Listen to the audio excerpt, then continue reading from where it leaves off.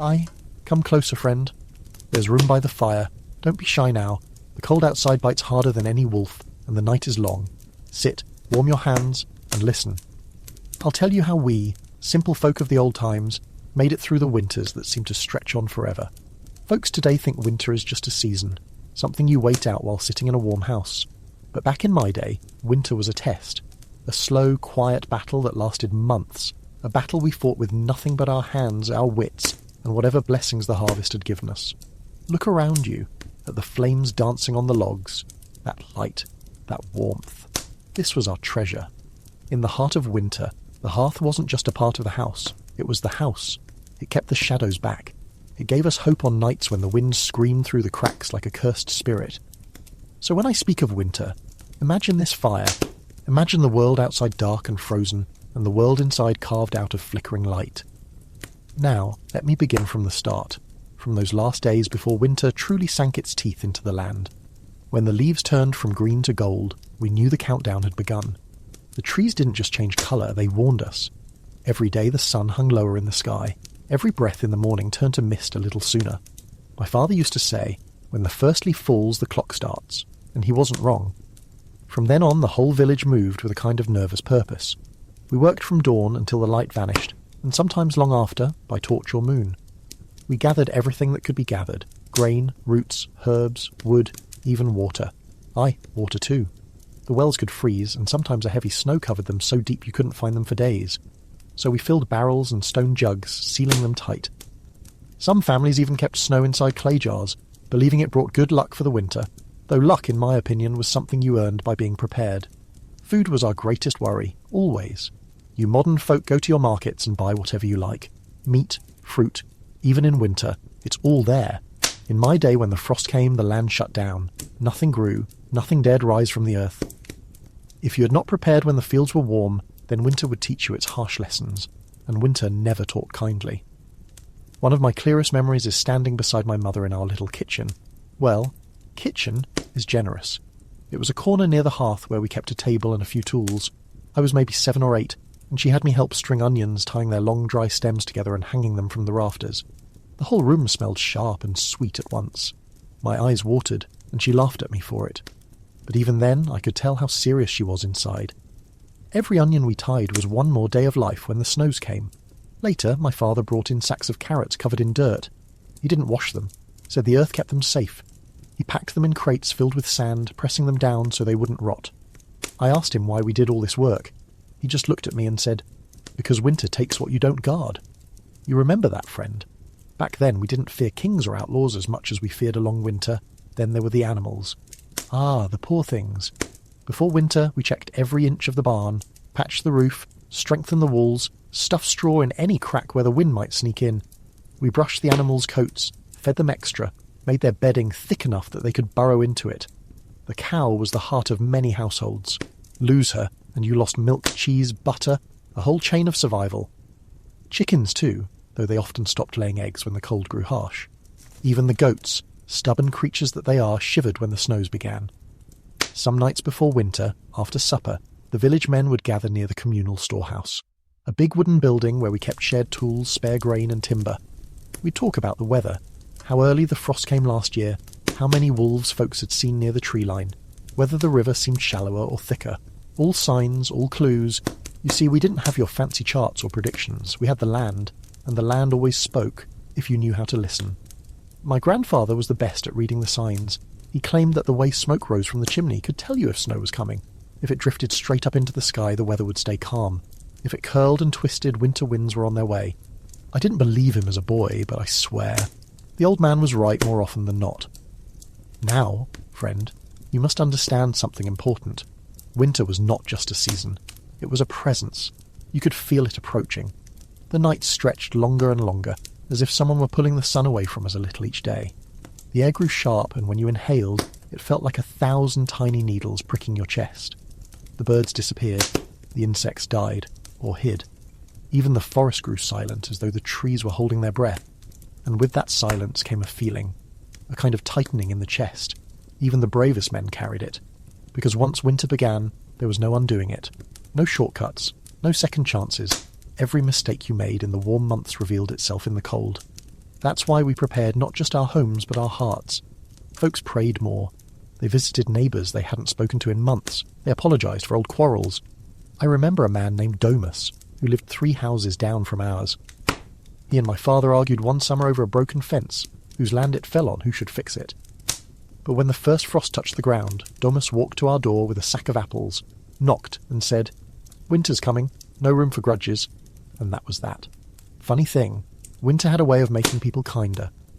When the final days before the cold arrived truly hit, the world changed colour. The sky took on a pale, washed look, like it had been dipped in milk. The fields lost their softness, turning hard beneath your boots. The wind smelled different, sharper, older. And then one morning you'd step outside, and there it was. Frost, glittering on every surface like the world had been dusted with ground glass. That first frost was both beautiful and terrifying. Beautiful because it made even the roughest thatch roofs sparkle like silver. Terrifying because it was winter's whisper, "I'm here, and now, friend." That is where the story truly begins. When the frost settles and the snows rise, that is when you learn what it truly meant to survive a medieval winter. Aye, friend, you've warmed your hands enough. Let me take you deeper into the heart of it. For all the rush and worry of autumn, nothing truly prepared you for the moment winter settled in. Not the early frosts, not the grey skies, not even the first dusting of snow. Those were only warnings. Winter's true arrival was something else entirely, something you felt in your bones before you saw it with your eyes. I remember one year in particular. I must have been around 12. The night before had been still, so quiet that even the barn mice kept to themselves. My mother said the air felt too soft, which was her strange way of saying something heavy was coming, and she was right. When dawn broke and I pushed open the wooden door of our cottage, the world had disappeared. Snow, not just a layer, a world of it. It had fallen through the night in great muffled heaps, burying everything it touched. The fence posts around the yard were nothing but little white bumps. The path to the well? Gone. The barn looked like a mound of bread dough someone had forgotten to bake. For a moment I thought the whole land had died under it. And the silence. Saints preserve us, the silence. It was so thick you could almost hear it pressing against your ears. The kind of quiet that makes your own heartbeat sound too loud. Even the birds were gone, flown south weeks before, leaving us to face the cold alone. My father stepped out behind me, wrapped in his heavy wool cloak, the one he kept by the bed in case winter came suddenly. He breathed out, and the mist from his breath hung in the air like smoke that refused to drift away. He didn't say a word. He didn't need to. We both knew winter wasn't knocking anymore. It had entered the house without asking. Our first task always was clearing a path, not for comfort, for survival. If the snow built too high, it could collapse the roof of a shed or block the doors so tightly you'd be trapped inside. So we took our shovels, old wooden things reinforced with iron, and pushed our way through the yard. It was slow work. Every scoop felt like lifting a sack of flour soaked in water. My hands burned with cold, even under thick wool mittens, but I kept going, because my father kept going, and in winter, when one man worked, the others followed. By midday, smoke rose from every chimney in the village, a sign that everyone had woken to the same snowy prison. And slowly, one by one, villagers emerged like moles pushing through fresh dirt. Men called out to each other, voices muffled by the snow but full of a strange kind of cheer. Winter made enemies into neighbours, neighbours into brothers. Once the paths were cleared enough to walk, the next test came, tending the animals. You see, a person can complain, can wrap themselves in a cloak, can sit by the fire, but the animals? They depend on you for everything, and winter shows no mercy to the weak. The barn door fought us, swollen wood and frozen iron. When we forced it open, a burst of cold rushed inside, carrying with it a smell of damp straw and anxious breath. The animals were huddled together, their bodies steaming in the cold air. The cow let out a low, unhappy groan, stamping her hooves. The goats bleated sharply, pacing in tight circles. Even the chickens seemed smaller, tucked into themselves like feathered fists.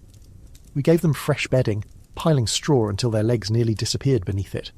The cows needed water, but the wooden bucket had frozen solid overnight. My father smashed the ice with the back of an axe, and I carried the broken pieces outside. The goats nibbled at my coat, believing I held food.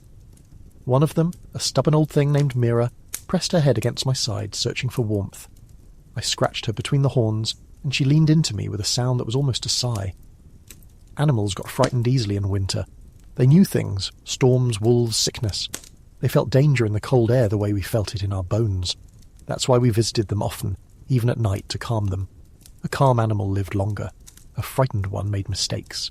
After the animals came the wood. Now, you might not think wood could be such a worry, but let me tell you, wood was life. Without it, the fire died. Without the fire, the cold crept into your lungs and stayed there until it stole your breath for good. My father always said, if you think you have enough wood, cut more. And he was right. We kept a stack outside, but most of it had vanished under the snow. So we fetched what we could and brought it indoors to dry.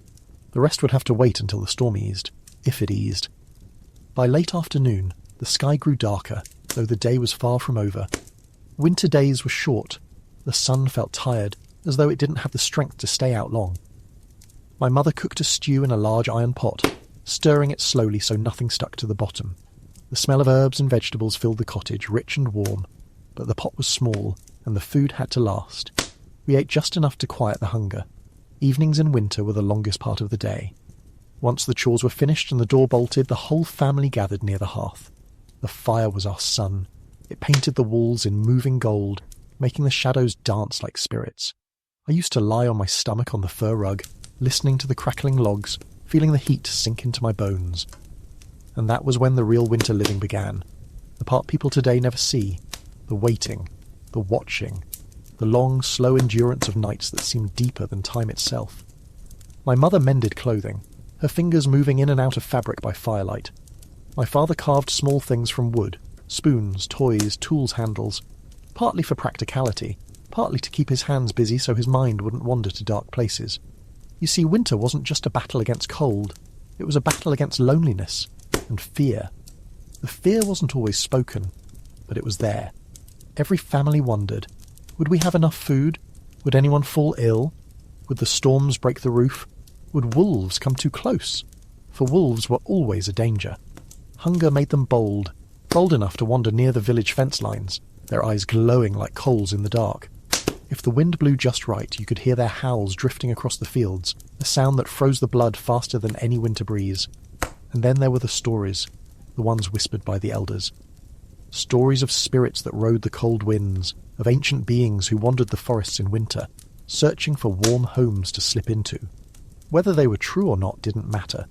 In the dead of winter, with the fire flickering low and the world outside silent as a grave, even a simple story could make a grown man glance toward the door.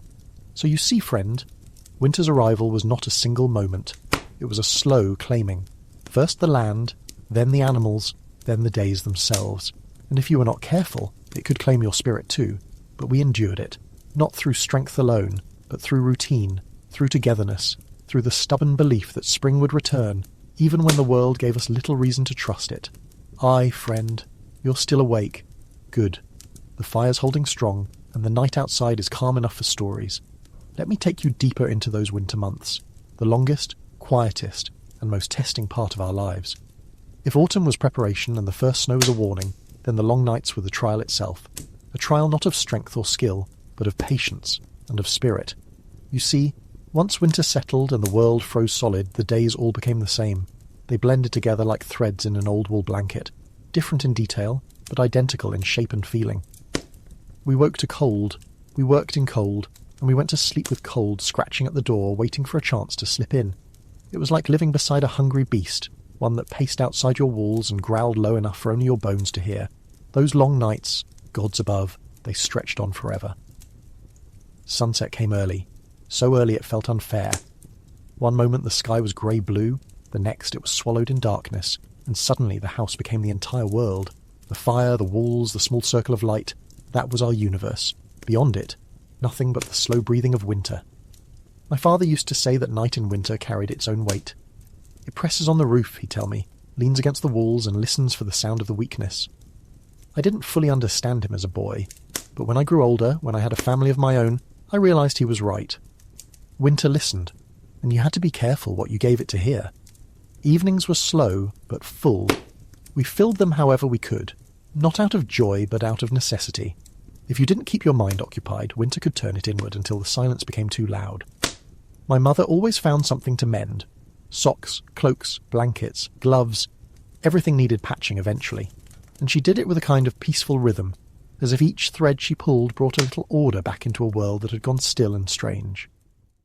I remember the sound, The faint scrape of her needlebox opening, the soft rustle of the wool, the light tap of her thimble against the metal needle. Tiny sounds, but they filled the silence like gentle footsteps. My father took to carving. He'd sit on a low wooden stool near the hearth, warming his hands between every few cuts. The knife glinted in the firelight, and the shavings gathered at his feet like curled petals. He carved spoons, mostly, but sometimes he made little figures, horses, birds, even small people. He never admitted it, but I think he carved them for the joy of creating lifelike shapes in a season where nothing living grew. Sometimes he'd hand me a small block of wood and let me try. My first attempts looked more like lumps than carvings, but he never laughed. Winter made patience a virtue. For my sister and me, the nights were stories. Mother's stories were gentle, tales of saints, of kind spirits that left gifts in the snow, of farmers who outsmarted winter by their cleverness. Father's stories, well, they were different. Not cruel, but heavier.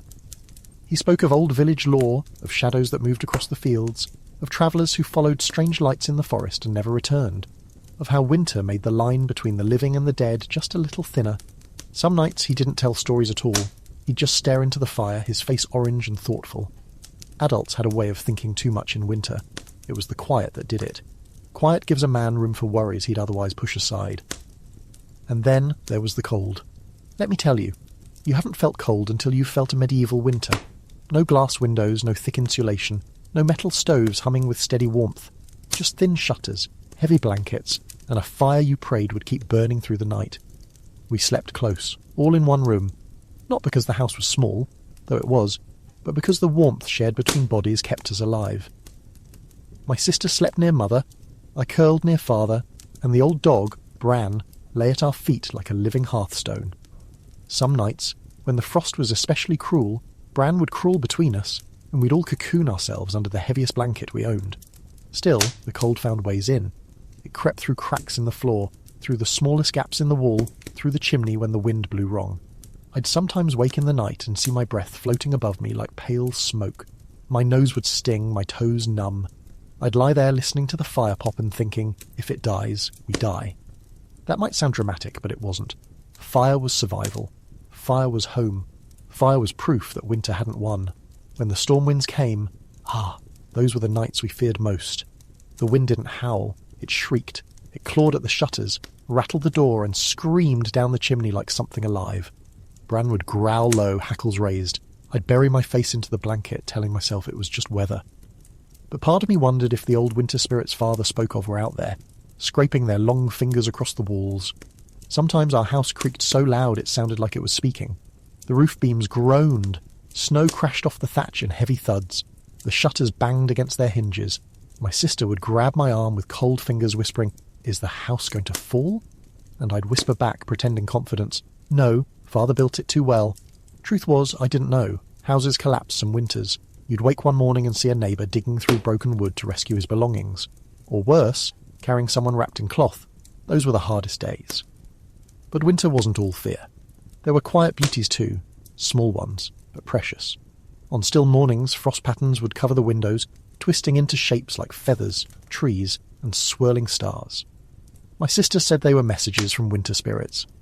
I didn't believe her, but I liked the thought. Sometimes the whole world glowed blue just before dawn, the kind of light that makes everything look like it's made of glass. Other mornings, the snow sparkled with tiny crystals, each one reflecting the sun like shards of a broken mirror. The cold hurt, aye, but it could be beautiful. Visitors were rare in winter, but when they came, it was a joy like no other. A neighbour, knocking on the door, brushing snow from his cloak, bringing a jar of preserved berries, or a bundle of firewood. That meant more than gold.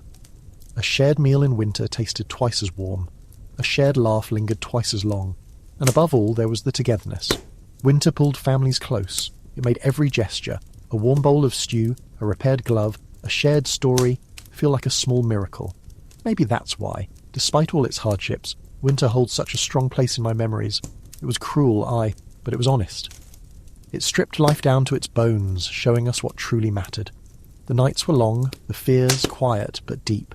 Yet we endured, and as the winter deepened, as the world settled into its cold rhythm, we found our own rhythm too. A rhythm of survival, a rhythm of hope, a rhythm of waiting for the first hint, the smallest hint, that the world was ready to wake again. Ah, you came back. Good. Sit down closer to the fire. Aye, it's warmer now that the logs have caught properly. Hear that quiet rumble? That's the old beech giving up its heat. A faithful tree it was, and still is, even as firewood. Funny, isn't it? In our world, even the dead keep serving the living. Wood, grain, cloth, animals, everything does its part.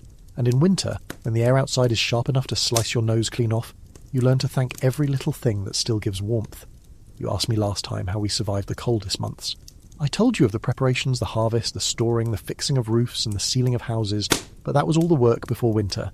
Now let me tell you what truly happens when the first snow falls. Because that moment, lad, that moment, that's when you know the world has changed. When the very first snowflake comes drifting down, it never announces itself with drama. It falls easy-like, soft as a chicken feather. You might not even notice. You'll be mending a tool or sweeping a bit of chaff from the yard thinking about supper when suddenly someone shouts, "Snow! Snow's come!" And then you look up. The sky will be a grey, heavy dome. You won't see the sun, but the air will glow with that strange white light. Winter brings like the world is holding its breath. The flakes fall slow at first, turning and spinning like they've got all the time in creation. But within an hour, well, then the sky opens its belly and lets loose, and the whole village goes quiet. I don't mean peaceful quiet. I mean the quiet that makes your heart beat too loud in your own ears. It's the quiet of animals retreating to shelter, of children pulled indoors, of men pacing like wolves before a hunt. That kind of quiet. Because once that snow falls, everything you didn't prepare for, you'll pay for. That first evening, after the snowfall starts, every house becomes a world of its own. Folks stop wandering around the village and settle in their own hearthlight. You hear the same sounds from each homewood cracking in stoves, mothers stirring stews, old men clearing their throats and spitting into fire pits, children whispering, "Is winter here? Is it here for real?" Aye, it is. And we mark it in our own way, with stories. A man from your time might think it's silly, but in winter stories are as important as bread. They keep the mind from freezing before the body does. Before winter, we barely have time for tales. Too much work, too much running about. But winter is when stories walk freely among us. Let me tell you about that first night's storytelling in my home, so you can see it as clearly as I do even now. My mother always claimed the best spot beside the hearth right under the beam, where the smoke curls lazy-like before crawling to the chimney hole. My father sat on his wooden stool, carving something, always carving, always shaping wood into spoons or handles or little toys for the little ones.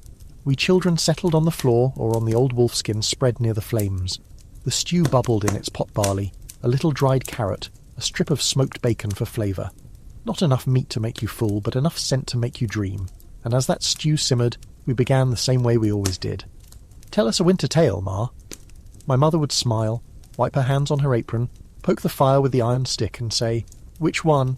And we being children always asked for the ones we already knew by heart. Stories of the winter hag, who wandered frozen fields looking for careless souls who didn't return home before dark. Stories of the good neighbour, that's what we called the house spirit, not wanting to anger him, who kept our granary safe from rats so long as we fed him crumbs on New Year's Eve. Stories of wolves that spoke with human tongues, of stars that fell to earth as messengers, of rivers that froze overnight because spirits walked across them. We knew they were just stories. Well, mostly. When winter presses down on your roof, when the windows frost so thick you can't see the moon through them, when the wind howls like a living thing trying to claw its way inside, you begin to believe anything's possible. And why not? Nature isn't gentle in our world. She doesn't care for us, doesn't pity us, so we tell tales to make sense of her moods. But the stories don't only frighten, they teach. That was the secret. A tale about a careless boy freezing in the woods. That's a warning about wandering away from home. A story about a woman punished for wasting grain. That's a lesson about respecting food. A myth about spirits angry when the hearth isn't tended. That's a reminder to keep the fire alive through the night. See, our stories weren't just entertainment. They were survival manuals wrapped in fancy. And then came the first winter sleep. You know how in your time folks sleep under warm blankets with houses sealed tight? Our nights were colder even with the fire. The walls leaked frost, the roof creaked, and sometimes, if the wind was cruel, snow sneaked in under the door. We slept close, all of us. Not for affection, mind you, but to share heat. My sister beside my mother, me beside my father. The youngest swaddled like little loaves of dough, tucked between whoever ran warmest that night. But before sleep, always the same ritual. My father walking the house, placing his rough hand against the shutters, checking the latch, looking into the dark corners, making sure the fire had enough wood to burn until morning. It wasn't fear, it was caution. There's a difference. Fear makes you stupid. Caution keeps you alive. Then he'd say, "Rest. Tomorrow's shorter daylight must be used well," and we obeyed. Winter days were shorter than a good man's patience. If daylight lasted 8 hours, that was a blessing. More often, it felt like 5. And in those few hours, we had endless tasks. Chopping wood, feeding animals, sweeping snow from paths so we wouldn't slip, breaking ice in the water troughs. The older folk always said that winter steals more time than it gives, and they were right. But the most important part of that first snowfall? It marks the beginning of togetherness. Aye, in summer we're all running about like ants. In winter, we sit, we talk, we think, we remember. Neighbours visit one another more often if the path isn't too deep. A pot of stew shared between two families means both last longer. Men gather to repair tools, women gather to spin wool, children gather to whisper secrets and dream of spring. Winter traps us in small spaces, lad, but it also binds us closer.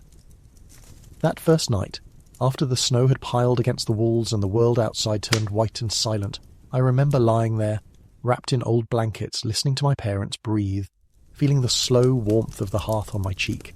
And I remember thinking, even as a child, winter is a test, but it is also a teacher. And the first lesson it gives is this: survival is never done alone. If you want, I can go on. The next part will tell you how the village as a whole endured winter, what crises came first, how hunger tested us, how the elders guided us through the darkest weeks, and how the whole community pulled together to face cold, sickness, and the long, long wait for spring. Hi, sit closer. The fire's burning low, but don't worry, I've more logs to feed it. Winter's like a guest who eats 3 times as much as anyone else, and never leaves early. You've got to keep serving it fuel, or it'll swallow you instead. You asked how our village faced the coldest months, didn't you? Not just a single household like mine, but the whole spread of dwellings, the smithy, the barns, the granary, the cottages leaning together like old gossiping women. Well, let me take you back there. Let me set you right inside those snow-caked lanes and let you hear the sounds we heard, the fears we carried, and the cleverness we used to stay alive.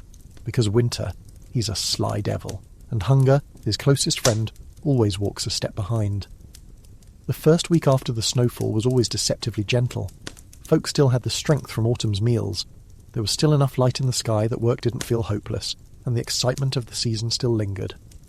The children played in the snow, laughing, building lopsided men from ice, and stuffing them with straw to guard the houses. Women hung washing near the hearth, grumbling that nothing dried properly anymore. Men sharpened tools and patched boots. But after the first week, then winter showed its real teeth. The cold grew sharper, not the playful kind that nips your ears, but the kind that feels like a blade sliding under your ribs. Every morning you woke with your breath steamed out before you, and every breath reminded you that the air outside was trying to take something from you. That's when hunger began its whispering. Not starvation, mind you, not yet, but the constant little reminder in your stomach that the portions had grown smaller. A lad in your time might think, what's a smaller portion? Just eat more later. But later didn't exist for us the way it does for you. Every loaf, every onion, every dried strip of meat was counted and guarded like treasure. If you ate more tonight, you might have nothing 2 weeks hence, and so. Hunger walked among us, quiet as a shadow. Let me paint you a picture of mornings in our village once winter settled properly. You'd wake before the sun, because the sun had grown lazy and rose late. The house was dim, save for the fading glow of last night's embers. If you were the first awakened in our house, that was usually me or my father. You'd crawl from the blankets, shivering so hard your teeth rattled, and go kneel by the hearth. You'd press your hands into the ashes, searching for heat, praying the embers hadn't died completely. If they had gone cold, well, then you had to start a fire from scratch, and that took time and nerves. No one wanted to face a morning without fire, but if even a single ember still glowed red when you blew on it, that was victory. You'd coax it, feed it a little straw, then a splinter of wood, then a bigger one, and soon the house began to feel alive again. Outside, the animals made their own kind of morning noise. The cows snorted warm mist into the cold air. The goats bleated angrily, stamping at the frozen ground, as if the frost itself had offended them. Chickens. Well, chickens hate winter more than sinners hate sermons. Their feathers puff out like little barrels, and they glare at you like it's your fault the sun forgot to return. Feeding the animals came first, always. A hungry animal is a useless animal, and in winter every creature must earn its keep. The cows gave milk, the hens gave eggs when they felt generous, and the goats gave both milk and trouble in equal measure. Our village had a rule, unwritten but sacred. Those who tend the animals decide how the day will go. Because if the goats were stubborn, you knew the day would be long. If the cow's milk came out thin, you knew a cold front was coming. If the chickens refused to leave their coop, you could bet a storm was brewing. Animals in winter were better weather tellers than the priest. After the animals were fed and watered, the men went to the communal tasks. You see, no matter how strong your household was, you wouldn't survive the season alone. Winter forced us to share burdens whether we liked it or not. The first big task of the season was clearing the paths. Snow wasn't just a nuisance, it was a thief. It swallowed roads, hid tools, buried fences, and made distances grow tenfold. But worse yet, it trapped sound. When the snow piled up between cottages, you could scream at the top of your lungs and your neighbour wouldn't hear you, and that could mean death if you needed help. So the men of the village took turns shoveling pathways, carving out narrow lanes between houses. You'd see us trudging through knee-deep drifts, wrapped in cloaks so stiff with frost they hardly bent. Every shovelful of snow was heavier than wet grain and colder than river ice. We lined the paths with branches or stones so we wouldn't lose them in the next storm. Some years the path grew so narrow it felt like you were walking through tunnels of white. Like the village had become a warren of burrows, humans hiding underground like beasts. But that's how it had to be. Keeping the paths clear kept our community alive. Then came the work no one enjoyed, checking the food stores.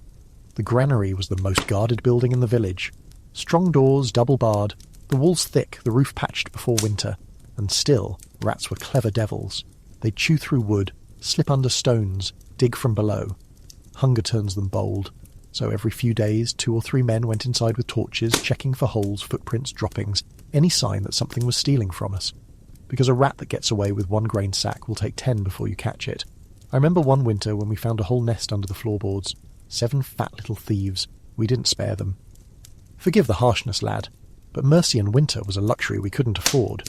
If the grain went, we went. And then there were the sick. Winter loves the weak. Sick folk didn't hide from the cold, it hunted them. A simple cough could turn into fever in 2 days. A fever could turn into deep sickness inside a week. And sickness in one house often meant sickness in 3 more. We didn't have your medicines. We had herbs, warmth, prayers, and time, and winter wasn't generous with any of them. If someone fell ill, neighbours came with spare broth, blankets, or firewood. Not because we were saints, because we knew damn well that if one died, the rest might follow. A village is like a chain break one link and the rest weaken. I remember old Yarek, one of our elders, telling me once, "Cold kills the body, hunger kills the hope, but loneliness kills faster than both." That stuck with me. Evenings, though, evenings had their own spirit. After all the chores were done, the paths cleared, the animals fed, the sick tended, the tools checked, the grain inspected, we gathered. Not all of us every night, but enough. Sometimes 2 families, sometimes 3. We brought whatever we had, bread heels, a pot of thin soup, a jug of ale if someone had brewed properly before frost. We sat close, shoulder to shoulder, because warmth shared is warmth increased, and we talked, told stories, sang, sharpened knives, played games with stones or carved bits of wood, laughed, even on the hungriest nights, because winter can take food and warmth, but if it takes laughter, you lose more than a season. You lose the will to see spring. One of the elders always led the talk, usually Yarek or old Marta, whose voice was as steady as a church bell.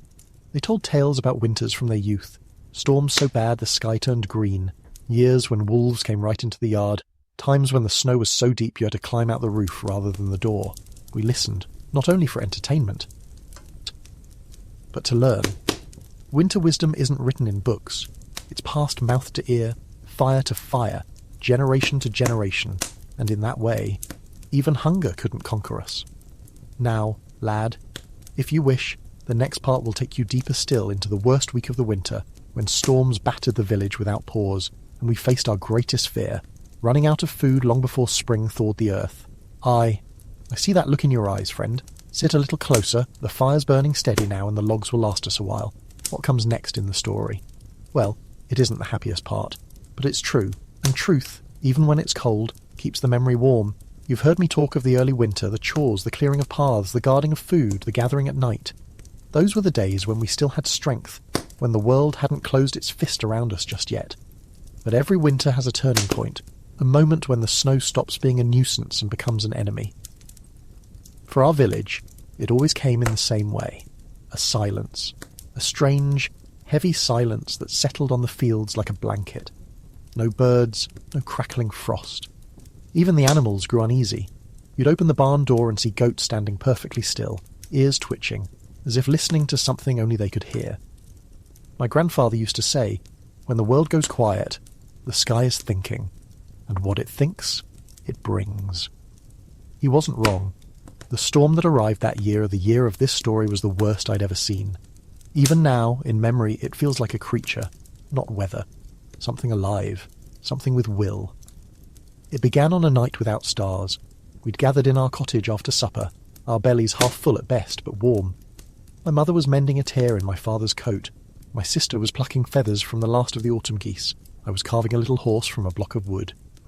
My father, tired from the day's work, had fallen asleep near the hearth. Then, the wind changed. It didn't rise slowly the way most winds do, whistling and growing until you notice it. No, this one came in a single breath. One great groan across the sky that rattled the shutters and made the rafters creak like an old ship. My father woke instantly. "Storm," he said. Just that one word. My mother didn't argue. She set aside the coat and went to check the door, pushing the wooden bar more firmly into place. My father checked the window shutters, making sure each was latched and sealed with pitch. My sister gathered the dried herbs hanging in the corner sage and juniper, which she believed kept sickness away. I remember the fire flickering wildly, as though the storm's breath had reached through the cracks and tried to smother it. Then the snow hit. Not gently, not in soft flakes that drift down like feathers. No, it struck the walls like handfuls of sand thrown by a giant. The whole house shuddered. We sat together in silence, listening. Thud! Thud! Thud! Every blast of wind felt like a fist pounding against the village, and then another sound, one that froze my blood even more. A howl. Not from a wolf, no. Wolves don't howl in weather like that. This was the wind itself, stretching its voice across the rooftops, long and sharp, like a scream muffled by snow. That was the beginning. The storm lasted 7 days. Now, lad, you might think that 7 days isn't long. A week passes quickly in your time, I'm sure. You've lights, heat, food, roads, devices I don't pretend to understand, but a winter storm in my time, that was a prison with no guards, a cage where the bars were ice and the roof was sky. On the first morning, when we tried to open the door, it wouldn't budge. Snow had piled against it so high and heavy that pushing felt like trying to move a wall. My father and I spent an hour scraping it away with shovels from inside, bit by bit, until a gap opened wide enough for cold air to blast in. The sight outside. Even now, remembering it makes my skin prickle. The snow wasn't lying on the ground, it was eating the ground, swallowing fences, burying low roofs, smoothing out the world until everything looked like rolling white waves frozen in mid-motion. The sky was a blur of screaming wind and swirling ice, like someone had tried to paint movement itself. We couldn't see 10 steps ahead. Father shut the door immediately. No one went outside that day. Inside the house, time began to slow. The fire had to be tended constantly. If it died, we'd be dead within hours. Not from the cold alone, but from the damp that crept into your bones and lungs. So we fed it sparingly, carefully, every log a sacrifice. Food became our second worry. We had planned for winter, aye. But storms break plans the way wolves break bones. We were meant to fetch wood every 2 or 3 days. That was impossible now. We were meant to check the barn and animals twice a day. Also impossible. We were supposed to gather with neighbours each night. Absolutely impossible. Storms divide people like walls, and we had no way of knowing how the others were faring. The third day was the worst for fear. That was when the sounds began. Not storm sounds, those we understood. These were different. Lower, more human. Muffled thuds, scraping, something like distant crying, swallowed by wind. At one point we thought someone was knocking on our door. My father nearly rose to open it, but my mother grabbed his arm and shook her head. Spirit or man, anyone outside in this weather is beyond our help. I didn't understand her then. I do now. Open the door, even a crack, and the storm would have ripped it from its hinges. And yet... The knocks came again that night. 3 soft thumps, like a weak hand tapping. My sister wept quietly. I sat rigid, staring at the door as though it might speak. No one opened it. By the 4th day, something else crept into our cottage. Something we feared even more than the cold. Hunger. It began as a hollow ache. Then it became a twisting pain. Then a weakness in the limbs. Our meals were already small before the storm. Now they became pitiful. A ladle of thin broth made from onion skins. A slice of stale bread. A handful of dried peas soaked in hot water. We drank melted snow so we wouldn't use the stored water. My father rationed everything with a grim face.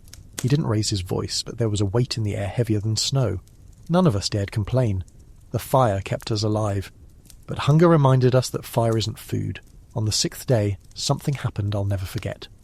The storm eased, just enough that my father believed he could reach the barn.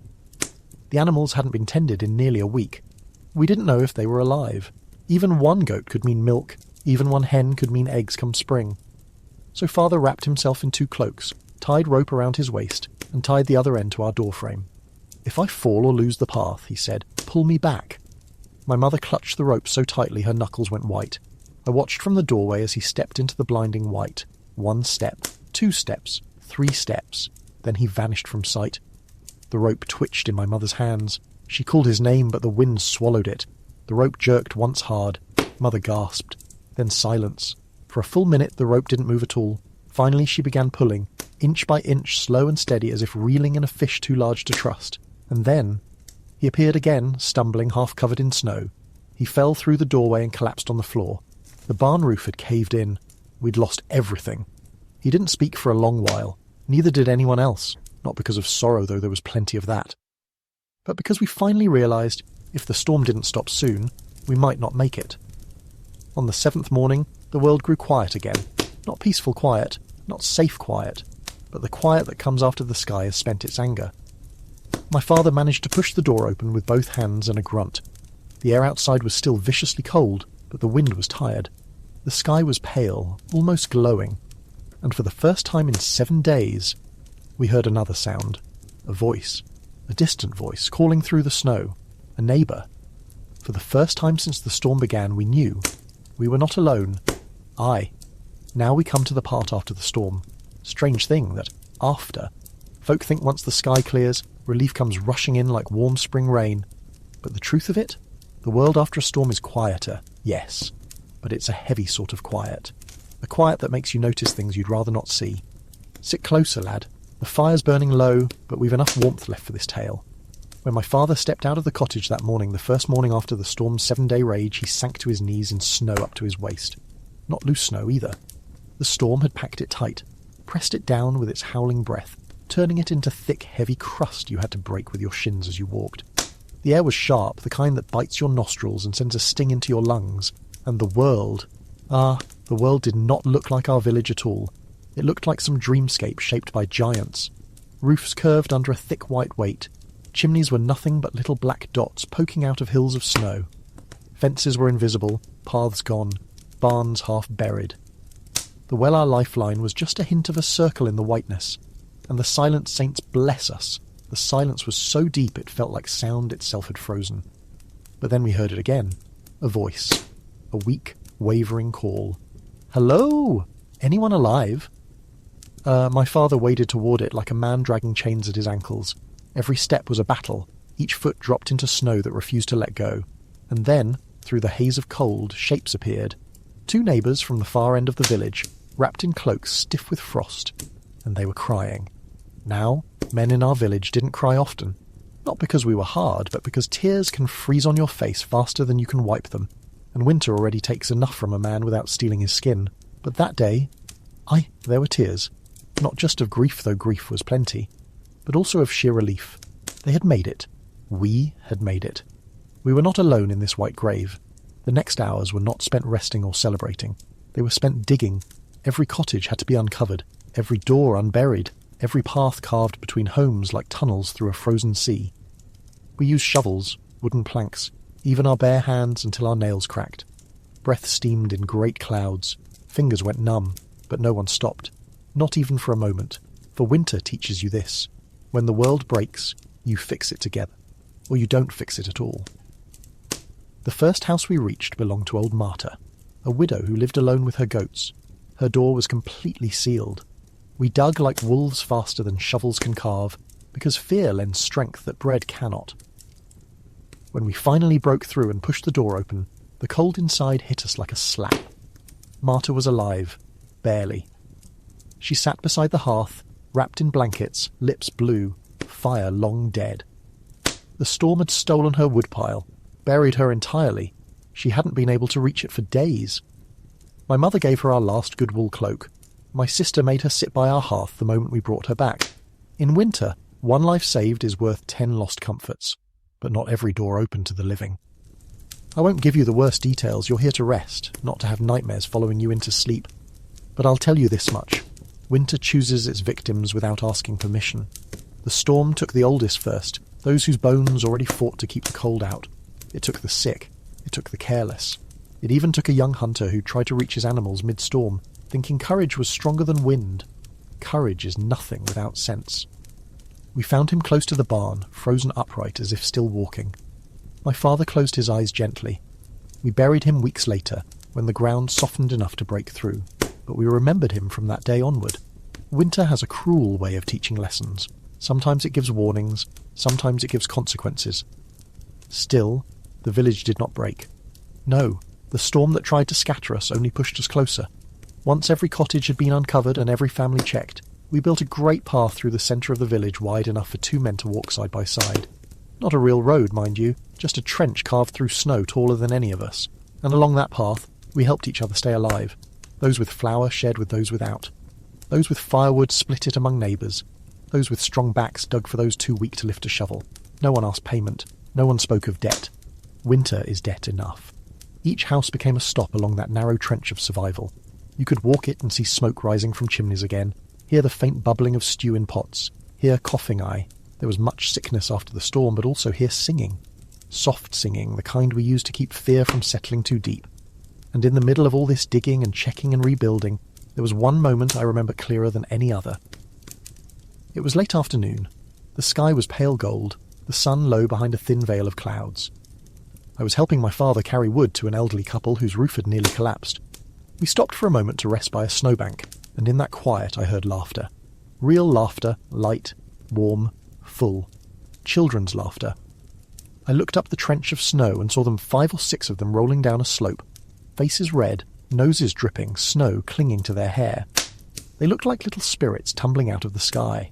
And I thought, how? How can they laugh when everything feels so fragile? But father only chuckled softly. That's why we do all this, he said. So they can laugh. Winter takes enough from us. Let it not take their childhood too. I never forgot that. By the 3rd day after the storm, we'd reached every barn, every shed, every hidden corner of the village. Some animals had survived, huddled together, half-starved, half-frozen, but alive. Life, even in winter, holds on with surprising stubbornness. The goats bleated weakly. The chickens clucked in hoarse little whispers. The cow-old Branner was shivering but standing. We fed them everything we could spare. Thawed hay, warm water, little bits of grain. They were more than animals. They were our spring, our hope, our future milk, our future ploughing strength. A village without its animals is a hearth without fire. So we tended them as tenderly as we tended our children. By the end of the week, the village had changed, inside and out. We'd lost people. We'd lost food. We'd lost some faith. But we'd gained something too. A deeper bond. A sense of being one body, not many. A reminder that survival is never a single person's task. In that frozen world where everything looked sharp and lifeless, we found warmth not from fires or blankets or wool, but from each other. And that, lad, is what carried us to the next phase of winter, the rebuilding, the waiting, and the slow, stubborn fight to keep hope alive until the sun returned for good. Aye, settling closer now, friend. The fire's burning low, but it's warm enough still, and the night outside is calm. You've stayed with me through many parts of our tale, and if your eyes feel heavy, well, that's how winter nights in my village usually felt too. Long, soft, drifting. But there's still more to tell, and I'll carry you gently through it. By the time the winter reached its deepest cold, the sort that made the air outside feel sharp as a blade, our days grew slow and quiet, almost dreamlike. There's a kind of rhythm to winter that settles into the bones, steady, patient, unhurried. Even the animals understood it. Cows no longer lowed loudly or stomped around with restless energy. Horses stood calm, shifting their weight, letting the cold season pass over them like a long sleep. And birds, well, most of them were gone altogether. Only crows remained, like scraps of night drifting over the snow. Inside the cottages, life kept to its own gentle heartbeat. You must understand, winter wasn't truly a time of suffering for us. Not always. Oh, it could turn cruel, that's certain. A sickness, a failed harvest, a week of storms too fierce to fetch more wood that could sour the whole season. But on the years when the food stores were good and folk were healthy, winter could almost feel like a blessing. A time to rest from the endless toil of spring and summer. A time to mend clothes, to carve wood, to gossip, to tell stories. A time to simply be. In my family's cottage, we each had our place and our tasks. My mother's spot was by the hearth, where she'd always sit with her basket of wool. She spun thread with a steady rhythm, whir, tap, never in a hurry, never stopping for long. She said spinning kept her grounded in the cold months, kept her from worrying too much about what spring might bring. My father usually sat near the door, sharpening tools or repairing bits of harness. He liked sitting there because he could see outside through the cracks of the wood. Said it made him feel he still had one foot in the fields, even in the dead of winter. My younger sister and brother played quietly most days, though quiet for children still meant a fair bit of noise. They carved little figures from scraps of wood. She liked making animals, he liked making soldiers. Sometimes they'd argue, sometimes they'd laugh until Mother told them to hush a bit. Still, even their liveliness felt softer in winter, as if the cold slowed their limbs and voices. As for me, I remember those days so vividly I can almost feel the warmth of the hearth on my face as I speak to you. I spent much of that time helping with whatever needed doing, patching a leaking roof, carrying fodder to the animals, breaking ice in the water troughs. But the long evenings, those were my favourite. I'd sit cross-legged by the fire, and my grandfather, who lived with us then, would tell stories. Ah, my grandfather. He was a wiry old man with a voice like weathered wood. In summer he worked hard as any of us, but winter made him young again. It was his season. He said winter existed for stories, and stories existed for winter, and he knew hundreds of them, tales of kings and saints, of roaming spirits, of forgotten battles, of beasts that stalked forests long before our village was born. But the stories he told most often were the simple ones, memories of winters long before my time. Sitting there beside the fire, listening to him speak, it was as if he reached back into the past and pulled bits of it into the room with us. He'd talk about winters when snow piled higher than door frames, and men had to leave houses through the loft windows. Winters when wolves prowled so close to the cottages that people could hear their breathing. Winters when food ran low and whole, families shared a single pot of thin broth for days. And then he'd speak of winters full of joy years when the harvest had been rich, when the snow came late and melted early, when the sky seemed kinder. I listened with my whole heart, for even then I knew his stories were a treasure. And though they sometimes frightened me, especially the parts about wolves, I loved them all the same. There was something comforting in knowing that our ancestors had survived winters far harsher than ours. If they could endure such cold, such hunger, such fear, then surely we could weather whatever season lay before us. Evenings like that brought the whole village together too. Every few nights, families would gather in one cottage or another. We'd squeeze in shoulder to shoulder, sitting on stools or benches or the packed earth floor. Someone would bring bread, someone else a jug of cider or a pot of warm porridge. The air would grow thick with breath and laughter. Folk would trade stories, sing songs, or simply sit and listen to the wind outside. Those nights felt like a shield, our closeness, keeping the cold at bay. And when the moon was bright, some of the younger villagers, myself included, liked walking through the snow. There's a magic in winter nights that I've never felt in any other season. The village looked almost otherworldly, the thatched roofs covered in white, the quiet fields sparkling, the sky full of stars so sharp and clear it seemed like you could pluck them with your bare hand. Our footsteps made soft crunching sounds, echoing gently between the houses. We'd walk slow, not speaking much. No one wanted to disturb that peaceful silence. I think we all knew winter was teaching us something. Patience, maybe, or gratitude, or the simple art of being still. The cold, of course, was always present. Even near the hearth, you could feel it lurking just beyond the walls, waiting to seep in. In the morning our breath rose like smoke inside the cottage. We wore layers of wool, fur, anything we had. But we weren't miserable, not usually. We were accustomed to it, the same way you're accustomed to the rhythm of your days. Winter was just another part of life, no more cruel than summer droughts or autumn storms, and every so often there were days of unexpected joy. A thaw, perhaps, when the snow softened and water ran in little rivers along the paths, or a rare winter feast maybe for a saint's day when the whole village gathered to eat something special, saved just for that moment. A goose, perhaps, or honey cakes baked with the last of the summer sweetness. The memory of those flavours. Even now I can almost taste them. But above all, winter brought us close. Not just my family, not just our cottage, but our whole community. In summer we scattered through the fields. In winter we tightened together like a woven basket. I think that unity, that nearness, was what helped us survive year after year. And friend, as I speak of it now, I realise how much I miss those nights. The firelight dancing on the wooden beams, the sound of my grandfather's calm voice, the soft breathing of my siblings half asleep by the hearth, the world outside quiet, still, wrapped in white. Aye, winter was cold, but it was warm too in its own way, and that warmth lived not in the air but in us. Aye, you're still with me. Good. The fire here is burning steady and the night is kind, so let me guide you a little further into the winter of my old world. We're close to the end of the tale now, but there are still things worth sharing. Quiet things, gentle things, the sort that stay with a man even many years after the snow has melted. By the time winter headed into its final stretch, a strange mood always settled over the village. It wasn't sadness, no. More like a slow-growing anticipation, as if the earth itself were holding its breath. We all knew spring would come, everyone did. But winter had a way of making the coming of warmth feel like a miracle you didn't quite dare to trust until you saw it with your own eyes. You see, as children we'd wake one morning in the late winter and suddenly realise the world sounded different. Not warmer, not yet, but different. A drip of water here, a soft crack in the ice there, the wind changing tone just a little. Those small sounds meant the world was stirring again under its blanket of snow. Even if the days stayed sharp with frost, those hints filled us with a quiet, glowing hope. Inside the cottages things changed too.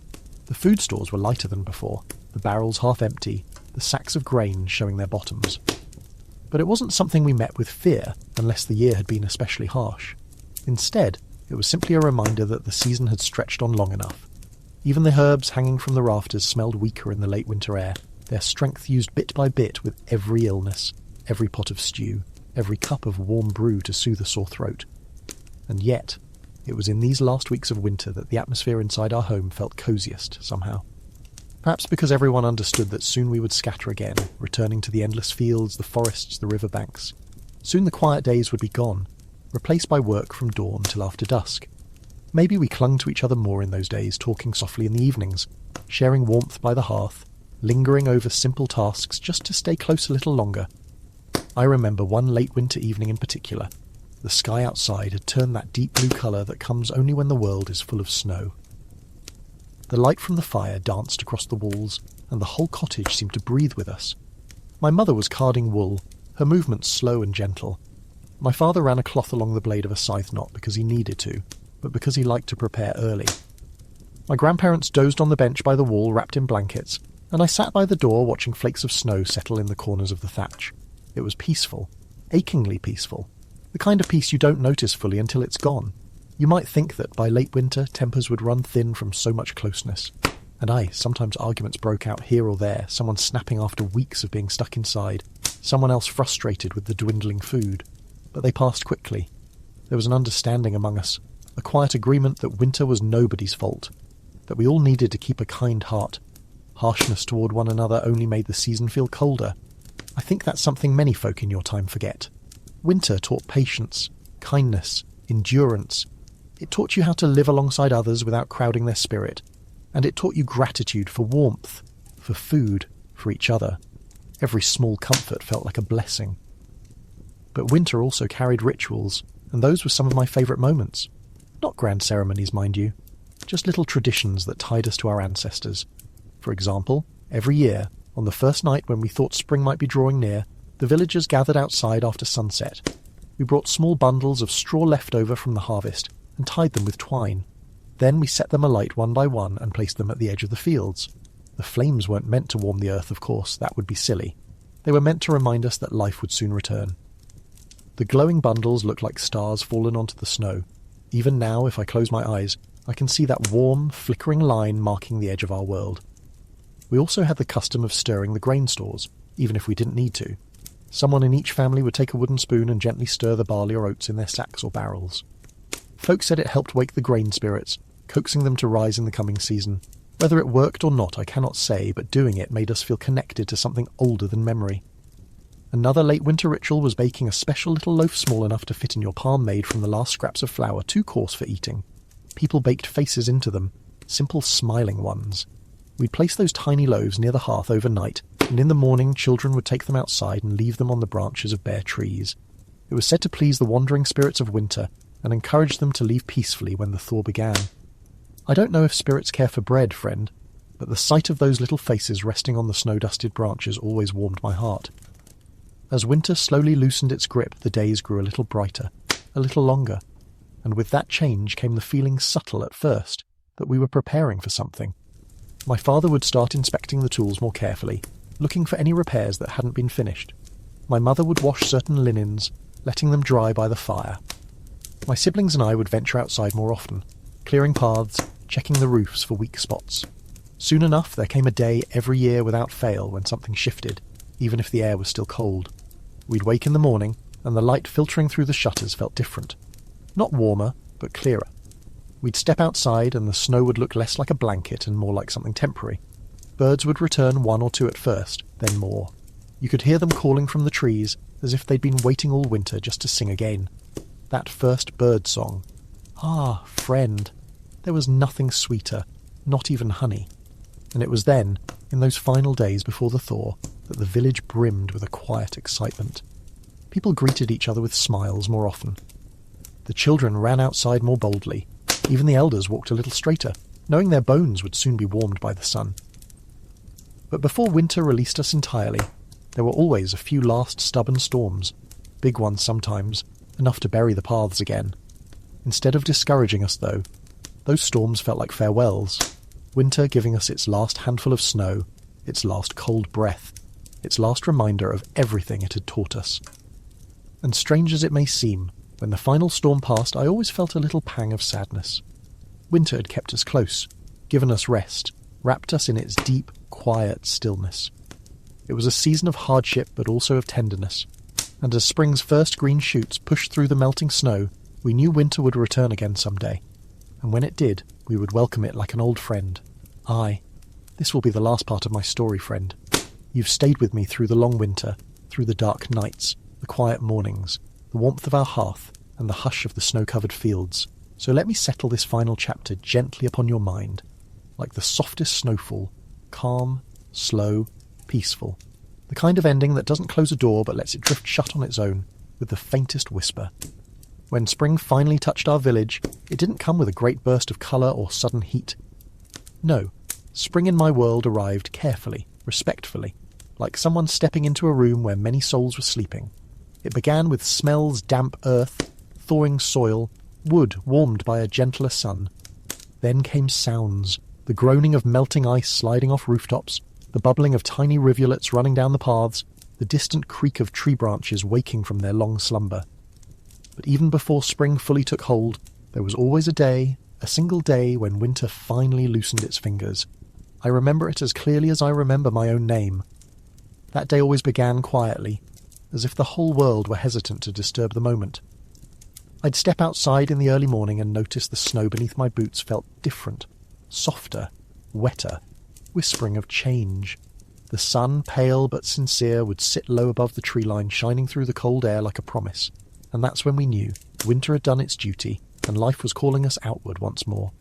The village stirred into action faster than you might think after so many slow months.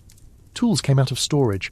Oxen were led from the barn, stomping at the ground, snorting as if eager to return to the fields. The women beat the dust from blankets and aired out the bedding, letting the early spring breeze sweep through the cottages. Children, free from the confines of walls and chores, ran across the muddy paths, laughing as they splashed through puddles of melted snow. But the shift brought something else too, a feeling I can only describe as bittersweet. Because although we longed for warmth, for open skies and green shoots, there was a part of winter we always missed the moment it slipped away. The closeness, the quiet, the long evenings where stories rose like smoke from the hearth and drifted into our dreams, the sense that the world was small and safe and still. I remember standing just outside our cottage on the first true day of spring, watching the steam rising from the snow in little wisps. The air smelled clean, sharp, nearly sweet.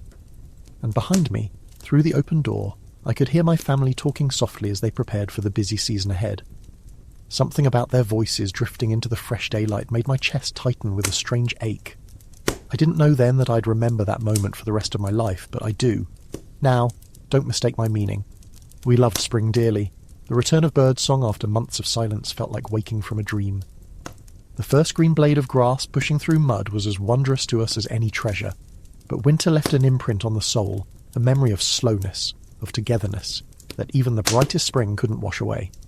The final tusks of winter lingered, even as the thaw spread its fingers through the land. We'd clean the hearth, sweep the soot, empty the ashes into the fields to enrich the soil. We'd wash the heavy winter cloaks and hang them in the rafters, their usefulness spent until the world turned cold again.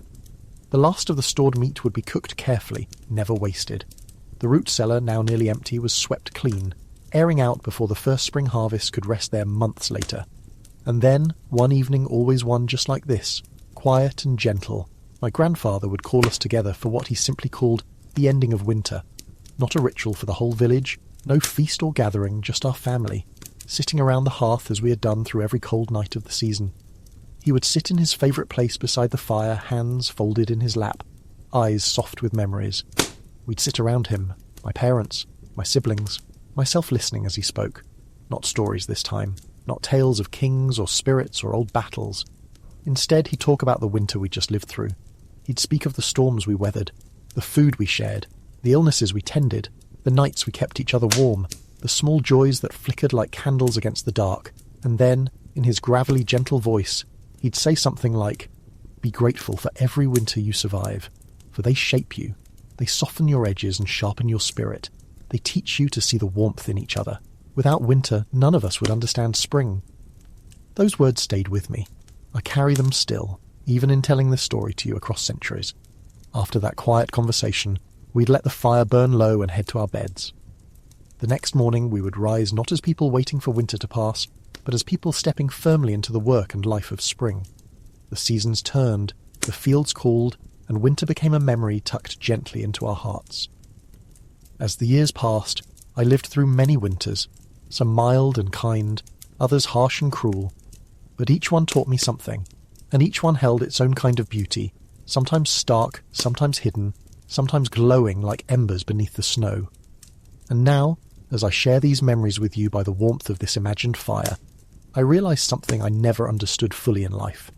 Winter didn't just shape my village, it shaped me, my patience, my gratitude, my understanding of what truly matters when the world feels dark and cold. Maybe that's why people in your time still seek stories on winter nights. Maybe something deep inside the human heart remembers those old rhythms, the long nights, the close company, the comfort of a steady voice. If my tale has brought you even a little warmth, or calm, or rest, then I'm glad to have shared it. Winter taught me many things, but the greatest lesson was this. When the world grows cold, kindness is the fire that keeps us alive. And so, friend, that is the end of my story. But the memory of winter stays with us, always quiet, steady, peaceful, just like this night.